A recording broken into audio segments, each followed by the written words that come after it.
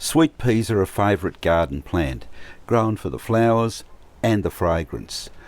In this video, we're going to show you how to grow sweet peas from seed right through until flowering. Start by choosing a variety that you want to grow, because there are different types, some more fragrant than others.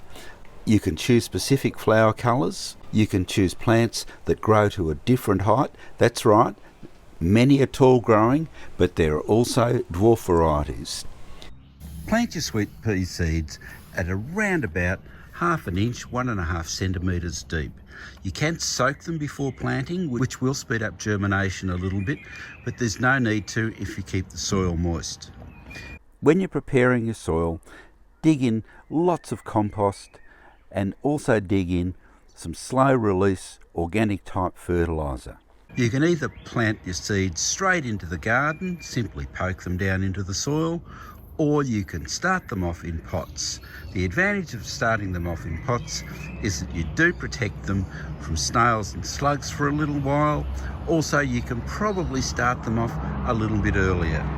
Sweet peas do come in a number of varieties, and the ones that we're planting in this pot here are called Little Sweetheart. The first thing we're doing is we're watering in the potting soil really well. And this is just a normal potting mix. Now, Little Sweetheart is a sweet pea that is said to reach about 25 centimetres in height. Now, that's not very high. In fact, it's less than 1/3 of a metre. We haven't grown these ones before, but they're planted in exactly the same way as others. You can see that there's some fertiliser already mixed in here. They're those little beads. So we're not going to need a lot of extra fertiliser. We will use some liquid fertiliser at various stages, and we will water in with a liquid seaweed fertiliser. Once you've watered your sweet pea seeds in well, you shouldn't water them again until they show signs of germination. This is so that the seeds don't rot. And here are the dwarf sweet peas that we've sown. These are starting to germinate quite well.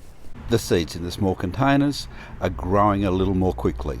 Once the seedlings have reached a good size, they're ready to plant out. And you can see the root system in here. It's quite strong. Now that the seedlings are planted, you can see that they tend to want to flop over a little bit because they've just been disturbed. There's a few things you can do to make these seedlings stronger and protect them from snails and slugs. The first thing you can do is just simply pinch out the very top of the plant. You can also support the plants by using an open-ended potting tube. Sit this over the top, it'll hold the plants upright. Or you can go a step further and use one of these with some copper tape around the top, and this should help prevent snails and slugs from getting to your new seedling. As your sweet peas begin to grow, water them regularly as needed. You can use a little bit of liquid fertiliser to give them a kick along, and with the climbing varieties we suggest that you tuck them back towards the climbing frame if needed. And here are the climbing sweet peas in full flower, and they will continue flowering for a number of weeks. And here are our dwarf sweet peas, which we've grown in the container, and again they're starting to flower really well. But what happens when your sweet peas are finished? Simply cut them off at the base, dig the roots back into the pot or the soil, as this will add extra nitrogen to the soil. With all the stems and green growth that you've taken from the top, chop that up either by hand or use a motor mower, and you can put that into the compost, or you could dig it straight back into the garden. Subscribe to the YouTube channel for regular updates on a whole range of garden plants, and as always, good luck with your gardening.